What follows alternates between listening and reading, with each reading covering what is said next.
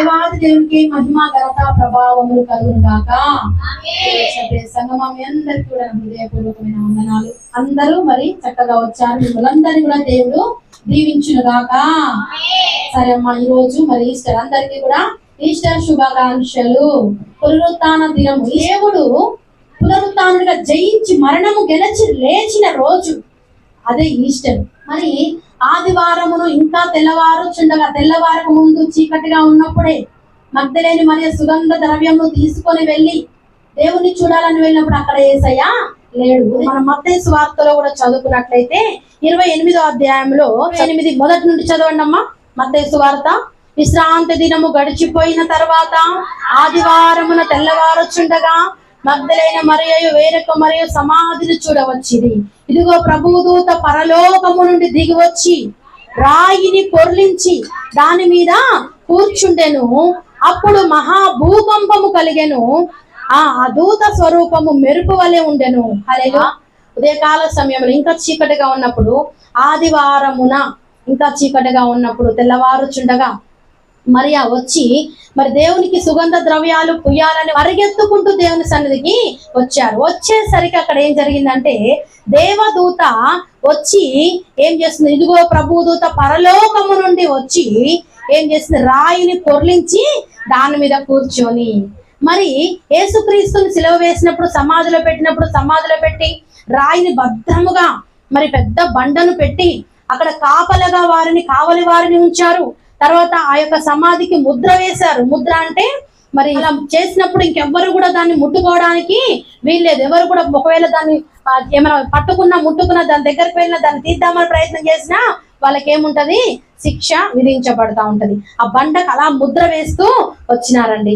మరి ఆ ముద్ర వేసినప్పుడు ఆ ముద్ర ఎవరు ముట్టుకోవడానికి వీల్లేదు. కానీ ఇక్కడ ఎవరు వచ్చి ముట్టుకున్నారు, మనుషులకు అక్కడ అధికారము లేదు, మనుషులు ముట్టుకోవడానికి వీల్లేదు. కానీ అక్కడ దేవదూత వచ్చి ఏం చేసిందంట, ఆ రాతిని తొర్లించి ఏం చేశారంటే రాయి మీద కూర్చోవడం జరిగింది. మరి దేవుడు ఆయనే ఓపెన్ చేసుకోవచ్చు కదా. ఏంటిది, దేవుడికి అసాధ్యమైంది ఏమైనా ఉందా అండి? సమాధిలో నుండి బయటికి ఆ బండ ఉన్నా కూడా బయటికి రావచ్చు. ఆయన అంత శక్తిమంతుడు. కానీ మరి దూతనే ఎందుకు వచ్చి రాయిని పొర్లించి ఆ రాయి మీద కూర్చోవడం జరిగింది? ప్రతిదీ కూడా లేఖనము నెరవేరట్లేదు. మొదటగా యేసుక్రీస్తు ప్రభువు మరియ గర్భములో పడక ముందు దేవదూత వచ్చి మాట్లాడి పరిశుద్ధాత్మ వలన గర్భవతి అవుతావు అంటే దేవదూతలు పరిచారము చేస్తున్నారు దేవునికి. హల్లెలూయా, హల్లెలూయా.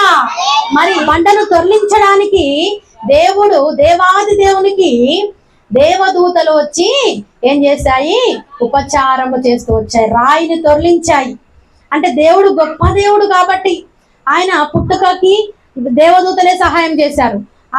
ఆ యొక్క దేవదూతలు ఎవరెవరికి చెప్పడం జరిగింది? ఆయన పుట్టినప్పుడు గొల్లలకు చెప్పారు, జ్ఞానులకి చెప్పారు, యోసేపుకి దేవదూత వచ్చి మాట్లాడము, మరియ తల్లితో మాట్లాడము, అవన్నీ కూడా దేవదూతలు దేవుడు చెప్పినట్లుగా దేవుని చిత్తాన్ని బట్టి మరి తండ్రి చిత్తాన్ని బట్టి జరుగుతూ వస్తుంది ప్రతిదీ కూడా. అదే రీతిగా దేవదూత వచ్చి రాయిని పొర్లించి రాయి పక్కన కూర్చున్నారంట. కూర్చొని మగ్దలేని మరియ వచ్చినప్పుడు, వేరొక మరియ వచ్చినప్పుడు సమాధి అక్కడ కావలి ఉన్నవారు ఆల్రెడీ మనం పైన చదవాలి 4లో, అతనికి భయపడుట వలన కావలి వారు వణికి చచ్చిన వారి వలె నుండిరి. కావలి ఉన్నవారు ఉన్నారు, ముద్ర వేశారు, భయపడుతున్నారు. ఎవరు భయపడుతున్నారంటే కావలి ఉన్నవారు ఉన్నారు కదా. కావలి ఉన్నవారి చేతిలో ఏముంటది, బల్లాలు ఉంటాయి. ఎవరైనా మనుషులు వెళ్ళారనుకోండి ఏం చేస్తారు, అవునా? అయితే వాళ్ళ దగ్గర అక్కడ అలా ఉన్నాయి కాబట్టి వాళ్ళు జాగ్రత్తగా వాళ్ళ చేతుల్లో బల్లాలు ఉన్నాయి. అయితే ఇక్కడ మనం చదువుతున్నాం, వారి చేతిలో బల్లాలే ఉన్నాయి కానీ వాళ్ళు ఇప్పుడు ఎవరికి భయపడుతున్నారు, దేవదూతను చూసి భయపడి చచ్చిన వారి వలె. హల్లెలూయా, హల్లెలూయా. చచ్చిన వారి వలె వారు అక్కడ పడిపోయారు. చచ్చిన వారి వలె మనుషులు దేవదూతను చూసి. కానీ మరలా అక్కడికి మరియా వారు వచ్చినప్పుడు మరి దేవదూత వారితో మాట్లాడుతూ, అమ్మా మీరు భయపడకండి. హల్లెలూయా, హల్లెలూయా. మీరు భయపడవలసిన అవసరము లేనే లేదు. భయపడవలసినది ఎవరు, మీరు కాదు. భయపడవలసిన వాళ్ళు భయపడుతున్నెవరు, చచ్చిన వారిలాగా పడి ఉన్నారు, కానీ మీరు భయపడాల్సిన అవసరం లేదు. మనం అర్థం చేసుకోవాలండి, దేవుడు ఎవరిని భయపెడతాడో, ఎవరెవరిని భయపెట్టాడో. దేవుడు మనల్ని భయపెట్టే దేవుడా అండి? కాదు. మనకు తోడుగా ఉండే దేవుడు, మనతో మాట్లాడే దేవుడు, మనకు ధైర్యం ఇచ్చే దేవుడు, మనకి నెమ్మది ఇచ్చే దేవుడు. మరి వారు ఏం చేస్తున్నారు? మరి వారు కూడా మనుషులే కదా, మరి చచ్చిన వారి వల్ల ఎందుకు భయపడ్డారు అంటే వారు దేవుని సంబంధులు కాదు కాబట్టి దేవుడు వారిని అలా భయపెట్టడము జరిగింది. భయపడి చచ్చిన వారి వాళ్ళు అయినప్పుడు అక్కడ వారు వచ్చినప్పుడు మరియతో మాట్లాడుతూ, అమ్మ మీరు భయపడకండి అని చెప్పినప్పుడు, మీరు ఎవరిని వెతుకుచున్నారు, ఎవరిని వెతుకుచున్నారు నాకు తెలియను, ఆయన ఇక్కడ లేడు, హల్లెలూయా. తాను చెప్పినట్లే ఆయన లేచి ఉన్నాడు, హల్లెలూయా. ఆయన ఇక్కడ లేడు, ఆయన చెప్పినట్లే ఆయన లేచి ఉన్నాడు. దేవుడు సమాధిలో లేడు, ఎందుకంటే చెప్పినట్లే, చెప్పిన మాట తూచా తప్పక నెరవేర్చే దేవుడు, మాట తప్పని వాడు, మాట ఇచ్చి నెరవేర్చే దేవుడు, హల్లెలూయా. అవునా కాదండి? చెప్పినట్లుగానే చెప్పినట్లే నెరవేర్చిన దేవుడు, లేఖనములు నెరవేర్చుటకై ఆయన తిరిగి లేచిన దేవుడుగా ఉంటున్నాడండి. చెప్పినట్లుగానే లేవడము జరిగింది. ఆ యొక్క మరియతోను, ఆ యొక్క వేరొక మరియతోను దేవదూత చెప్పి, అమ్మ మీరు భయపడకండి, మీరు ఎవరిని వెతుకుచున్నారో నాకు తెలుసు, కానీ ఆయన ఇక్కడ లేడు, ఆయన చెప్పినట్లే ఆయన లేచి ఉన్నాడు, మీరు త్వరగా వెళ్ళి మృతులలో నుండి లేచి ఉన్నాడని ఆయన శిష్యులకు తెలియజేయుడి, హల్లెలూయా, హల్లెలూయా. మొదటిగా మృతులలో నుండి లేచి ఉన్నాడని తెలియజేయుడి అని ఎవరికి చెప్పడం జరిగింది? స్త్రీలకు చెప్పడం జరిగింది, హల్లెలూయా. దేవుడు మరి పరిశుద్ధాత్మ దేవుడు మరియను ఏర్పాటు చేసుకొని తల్లి గర్భములో జన్మించడము. మరి ఇక్కడ చూసుకున్నట్లయితే యేసుక్రీస్తు భూమి మీద ఉన్నప్పుడు 12 మంది శిష్యులను ఎన్నుకున్నాడు, 12 మంది శిష్యులను ఏర్పరచుకున్నాడు కదా. అయితే మంది శిష్యుల్లో ఎవరు మొదటగా వచ్చారు, ఎవరికి మొదటగా చెప్పాడు, ఎవరికి ప్రకటించమని చెప్పాడు అంటే ఆయన భూమి మీద ఉన్నప్పుడు సర్వలోకమునకు వెళ్ళి సర్వ సృష్టికి సువార్తను ప్రకటించండి, ఎన్నో విషయాలు దేవుడు చెప్పాడు భూమి మీద ఉన్నప్పుడు. కానీ తిరిగి లేచినప్పుడు ఆ యొక్క గొప్ప అదృష్టం ఎవరికి దక్కింది? ఆ స్త్రీలకే దక్కింది. లేవగానే వెళ్ళి మరి చూసినప్పుడు ఆయన అక్కడ లేడు, లేచిన్నాడు. ఈ యొక్క వార్తను అందరికీ కూడా ప్రకటించండి, శిష్యులకే మీరు ప్రకటించండి, హల్లెలూయా. ఎవరికి చెప్పమంటున్నాడు? శిష్యులకే మీరు చెప్పండి అని మరి శిష్యుల దగ్గరికి పంపించడము జరిగిందండి. అలా చెప్పినప్పుడు వారు వెళ్తున్నారు. ఆయన గలిలయకు మీరు వెళ్ళండి అమ్మా, మీకన్నా ముందుగానే ఆయన వెళ్తున్నాడు, మీకన్నా ముందుగా ఆయన బయలుదేరి వెళ్తున్నాడు, మీరు వెళ్ళండి అన్నప్పుడు మరి ఈ యొక్క మరియా, ఇంకో మరియా ఏం చేస్తున్నారు? పరుగెత్తుకుంటూ వెళ్తున్నారండి, హల్లెలూయా. చదవండి అమ్మ. అక్కడ వారు ఆయన చూతురు, ఇదిగో వారు 8లో వారు భయముతోను మహా ఆనందముతోను సమాధి యొద్ద నుండి త్వరగా వెళ్ళి ఆయన శిష్యులకు ఆ వర్తమానము తెలుప పరుగెత్తుచుండగా, హల్లెలూయా, హల్లెలూయా. ఏం చేస్తున్నారండి ఆ స్త్రీలు? పరుగెత్తుచుండగా. చూడండి, ఈ స్త్రీలు ఎంత ప్రేమ కలిగిన వారుగా ఉంటున్నారు. దేవుడంటే ఎంత ఆసక్తి వారిలో ఉంది, దేవుని ప్రేమను ఏ రీతిగా వాళ్ళు పొందుకున్నారు, దేవుడి మాట నెరవేర్చడం అంటే వారికి ఎంత. ఇక్కడ చదువుతున్న వారు భయముతోనూ, తర్వాత ఇంకోటి ఏంటి, ఆనందముతోనూ పరిగెడుతున్నారు. దేవుడు అంటే భయం ఉండాలండి, దేవుడు అంటే భక్తి ఉండాలండి. భయభక్తులు లేని జీవితము ఉన్నట్లయితే పరిగెత్తే మనసులు మనకి ఉండవు. భయము భక్తి ఉన్నప్పుడు మాత్రమే పరిగెత్తే అనుభవము ఉంటుంది. పరిగెత్తుకుంటూ వస్తాం. స్త్రీలకు ఏం కలిగింది అంటే దేవుడు చెప్పిన భయాలు 2 రకాలు ఉన్నాయి. ఇక్కడ వారు కావలి ఉన్నవారు భయపడి చచ్చిన వారిలాగా పడ్డారు. అక్కడ వారు భయపడిపోతున్నారు. ఆ భయం వేరు, ప్రాణ భయం. అదేం భయము? ప్రాణ భయం. కానీ వీరిలో ఉన్న భయం ఏం భయం? ఏం భయం? దేవుని యందు దేవుడు చెప్పాడు మీరు త్వరగా వెళ్ళాలి అనే భయము. ఆ భయములోనే ఇంకొకటి ఏముంది? ఆనందం ఉంది, హల్లెలూయా. ఎవరికైనా భయం ఉన్నప్పుడు ఆనందం ఉంటదా? ఆ కావలి ఉన్న వారు వణికి చస్తున్నారు, వాళ్ళకు ఆనందం ఉంటదా? ఇక్కడ భయము ఆనందము 2 ఉన్నాయంటే అర్థం చేసుకోవాలి. ఆనందం పడుతున్నారు, తర్వాత భయము కూడా వారికి ఉంది. ఏ భయం ఉంటే దేవుడు లేచాడు మనం వెళ్ళి త్వరగా చెప్పాలి అనే భయముతో వారు ఆనందముతో ఏం చేస్తున్నారు? పరిగెత్తుతూ ఉన్నారు.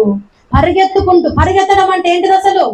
పరిగెత్తడం అంటే రన్నింగ్, రన్నింగ్ నడుస్తున్నారా అని లేదండి, అక్కడ పరిగెత్తుతున్నారు, ఊరికొస్తున్నారు, రన్నింగ్ చేస్తూ వచ్చినారు. దేవుని సన్నిధికి అలా రావాలి, పరిగెత్తుకుంటూ రావాలి, రన్నింగ్ పెడుతూ రావాలి. దేవుడు అంటే అలా ఆసక్తి ఉండాలి. దేవుని సన్నిధి అంటే పరిగెత్తే అనుభవం ఉండదు. కానీ ఇంకెక్కడైనా వేరే ఏదైనా ఉన్నాయనుకోండి, ఏం చేస్తారండి?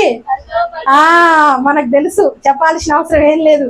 ఇంకా వేరే ఏమైనా లోకపరమైనవి, ఇంకెక్కడైనా ఏమైనా మనకు లాభంగా ఉన్నాయి, ఎక్కడైనా డబ్బులు ఇస్తున్నారు, ఇంకేదన్నా వేరే ఏదన్నా ఉందని తెలిస్తే ఎక్కడెక్కడ పడేసి కథం, మనం ఏది పట్టించుకునేది, ఒక్కటే పరుగో పరుగు. అలాంటి పరుగులు తీస్తూ ఉంటాం. ఆ పరుగుల వలన మనకు వచ్చేది ఏమీ కూడా లేదండి. అదంతా శూన్యము. ఈ భూమి పైన ఉందంతా కూడా వ్యర్థము వ్యర్థము వ్యర్థము. దేవుని కొరకైన పరుగును మనం కలిగి ఉండాలి. ఈరోజు మరి ఈస్టర్ రోజు స్పెషల్ గా దేవుని సన్నిధికి వచ్చి ఉంటున్నాం. పునరుత్థాన దినములో మనం నేర్చుకోవాల్సిన మాటలు. మరి ఆ గుడ్ ఫ్రైడే రోజు కూడా యేసుక్రీస్తు సిలువలో పలికిన 7 మాటల గురించి ఏదో నామకార్థంగా చదివి వదిలిపెట్టడం కాదు, కానీ ఆ సిలువలో పలికిన 7 మాటలను బట్టి మన జీవితాలను కూడా మార్చుకోవాలని దేవుడు మాట్లాడాడు. అదే రీతిగా ఈ రోజు కూడా మరి ఈస్టర్ పునరుత్థాన దినం మన కొరకై ఆయన తిరిగి లేచిన రోజు. మరి ఎందుకు దేవుడు తిరిగి లేచాడు? దేవుడు ఏ రీతిగా అయితే లేచాడో, హల్లెలూయా, మనల్ని కూడా అదే రీతిగా లేపబోతున్నాడని చూపించడానికై, మాదిరిని చూపించడానికై ఆయన లేవడము జరిగింది. పునరుత్థానుడుగా లేస్తూ వచ్చాడు. మరి రెండవ రాకడలో దేవుడు వచ్చి మనల్ని కూడా అదే సమాధుల్లో నుండి మనల్ని అందరినీ కూడా అదే రీతిగా ఎలా లేపుతాడు? ఆయన ఎలాగైతే లేచాడో ప్రతిదీ కూడా మాదిరికరమైన జీవితమే అండి. ఆయన చెప్పిన ప్రతి మాట, కొండ మీద ఆయన ప్రార్థన చేసింది ఏంటి? ఆయనను చూసి నేర్చుకోమన్నాడు. 40 రోజులు ఉపవాసాలు ఉంటూ వస్తున్నాం, అది కూడా ఆయనను చూసి నేర్చుకోవాలి. ఆయన ఏం చెప్పాడు? ప్రేమ గల దేవుడు, కరుణ గల దేవుడు. కరుణ మనం కూడా కలిగి ఉండాలి, మనం కూడా ప్రేమ చూపించాలి. దేవుడు క్షమించే దేవుడు కాబట్టి మనం కూడా క్షమించాలి. ఇవన్నీ కూడా దేవుణ్ణి అనుసరిస్తున్నాం కదా. ప్రతిదీ కూడా మనం నేర్చుకోవడానికై, మనకు నేర్పించడానికై ఆయన ఈ రీతిగా అన్ని కూడా చూపించడానికి మాదిరికరముగా ఆయన ఉంటూ వస్తూ ఉన్నాడు. అదే రీతిగా మరణించడము తిరిగి లేవడములో కూడా మాదిరికరమే ఉందండి. మరణించడం అంటే ఏంటంటే మనము కూడా ఈ లోకములో మరణించాలి. ఈ లోకములో మనం ఉండడానికి వీల్లేదు. లోకాశ, శరీరాశ, నేత్రాశ, జీవపుడంబము. అర్థమైందా? నేను క్రీస్తుతో కూడా సిలువ వేయబడి ఉన్నాను. ఆ అనుభవం కావాలి మనందరికీ. అంటే దేవుడు చనిపోయాడంటే, దేవుడు చనిపోయాడులే, నా కోసం తిరిగి లేచాడులే, ఆయన త్యాగం చేశాడులే, ఇంకా నేను చేసేది ఏం లేదులే కాదు. దేవుడు ప్రతిదీ మాదిరి చూపించడానికై, దేవుడు ఎలా సిలువ వేయబడ్డాడో మనము కూడా అలా సిలువ వేయబడాలి. మనలో ఉన్న వాటన్నిటిని కూడా అలా సిలువ వేసుకోవాలి. మాదిరే, ప్రతి ఒక్కటి మాదిరి చూపించడానికే ఆయన అలా చేయడం జరిగింది. మనము కూడా మనల్ని సిలువ వేసుకోవాలి. తర్వాత ఆయన పునరుత్థానుడై తిరిగి లేచాడు. ఆయన ఒక్కడే లేవడానికి కాదు, మనకు మాదిరి చూపిస్తున్నాడు. ఎలా అంటే మిమ్మల్ని కూడా నేను ఇదే రీతిగా లేపబోతున్నాను. హల్లెలూయా, హల్లెలూయా. మీరు కూడా శరీరాలతో, మహిమ శరీరాలతో, ఆ మృతులైన వారు మొదట లేతురు. హల్లెలూయా. దేవుని యందు మృతులైన వారు మొదట లేతురు. ఎవరు లేస్తారంట? దేవుని యందు మృతులైన వారు మొదట లేస్తారు. యేసుక్రీస్తు ప్రభు మృతులలో నుండి ఎలా లేచాడో, సజీవుడై జీవము కలిగి ఎలా లేచాడో, మరి ఇంతవరకు ఈ విషయం మీకు కొంతమంది తెలిసుండొచ్చు, తెలిసుండకపోవచ్చు. యేసుక్రీస్తు ఈరోజు లేచాడు. ఆ సమాధిని తిరిగి గెలిచి మృత్యుంజయుడై విజయము సాధిస్తూ మరణమును గెలిచిన దేవుడు. అదే రీతిగా మనము కూడా మరణాన్ని జయించబోతున్నాం. హల్లెలూయా, హల్లెలూయా, హల్లెలూయా. మరణాన్ని జయించబోతున్నాం. యేసుక్రీస్తు మరణాన్ని జయించి ఎక్కడికి వెళ్ళాడు? పరలోక రాజ్యము వెళ్ళాడు. మనల్ని కూడా అక్కడికి తీసుకొని వెళ్తాడు. ప్రతి ఒక్కరు మీరు తెలుసుకోవాలండి. దేవుని నమ్ముకున్నామంటే మరి ఏమి అర్థం కాకుండా, ఏం తెలియకుండా కాదు. దేవుడు ఏ రీతిగా అయితే లేచాడో మనల్ని కూడా ఆ రీతిగా లేపడానికై ఆయన మనకు మాదిరిని చూపించడానికి పునరుత్థానుడై తిరిగి లేచాడు. జీవము కలిగి తిరిగి లేవడం జరిగింది. తర్వాత ఇక్కడ 28వ అధ్యాయంలో మరి వారు దేవుడు మాట్లాడిన మాట భయముతో పరిగెత్తారు కదా. అప్పుడు దేవుడు వారితో మాట్లాడి, యేసు వారిని ఎదుర్కొని నీకు శుభమని చెప్పాను. వారు ఆయన వద్దకు వచ్చి ఆయన పాదములు పట్టుకొని ఆయనకు మురక్కగా. దేవుడు కలవగానే ఫస్ట్ మాట్లాడింది ఏ మాట? లేవగానే, పునరుత్థానుడే లేవగానే మొదటిగా మాట్లాడిన మాట. ఎవరితో మాట్లాడాడు? ఏమి మాట్లాడాడు? మరియతోనూ వేరొక మరియతోనూ మాట్లాడాడు. ఏమని మాట్లాడాడు? మొదటి మాట అంటే మీకు శుభము, హల్లెలూయా హల్లెలూయా, మీకు శుభము అని మాట్లాడుతూ వచ్చాడు.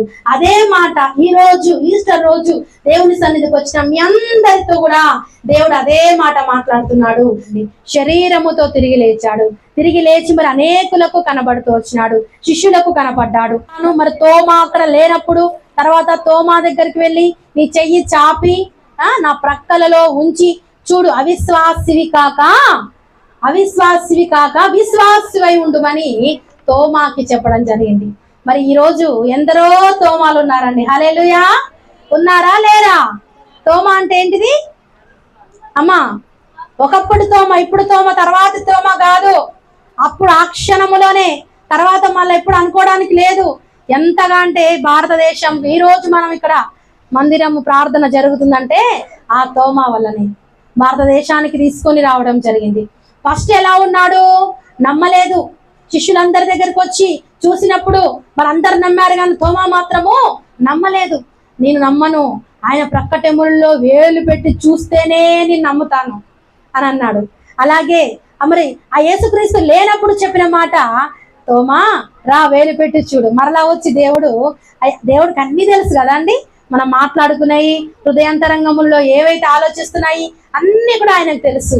కాబట్టి పునరుత్థానుడై తిరిగి లేచిన దేవుడు, మన మధ్యలో సంచరిస్తున్న దేవుడు, మన హృదయాంతరంగాలను ఎరిగిన దేవుడు, మనల్ని కూడా సజీవులుగా లేపే దేవుడు.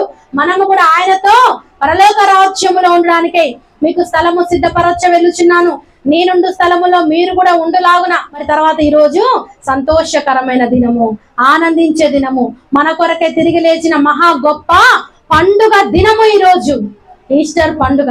మరి మనకింత సంతోషం, ఆనందాన్ని దేవుడు ఇచ్చినందుకే మన కొరకే సజీవుడుగా ఉన్న దేవుడు. హల్లెలూయా హల్లెలూయా. భూత భవిష్యత్ వర్తమాన కాలాల్లో ఉండువాడనే నేనే, అల్ఫా ఓమేగాను నేనే, ఆదియు అంతమునై ఉన్నవాడను నేనే, యుగ యుగములకు సజీవుడనైన దేవుడను నేనే మార్గమును సత్యమును జీవమును కదా అండి. యేసుని అదే చెప్పాడు కదా, అదే మాటలు. అంటే ఆయన సజీవుడుగా ఉన్న దేవుడు. మరణం అనేది అతనికి లేదు. మరణాన్ని జయించి మృత్యుంజయుడుగా తిరిగి లేచిన దేవుడు. మనము తెలుసుకున్న వారము, సజీవుడై తిరిగి లేచాడు. తోమా నమ్మలేదు, కానీ తర్వాత నమ్మాడు. ఒకప్పుడు నమ్మని వారుగానే ఉంటున్నాం మనమందరం, కానీ ఇప్పుడు తోమా మారినట్టు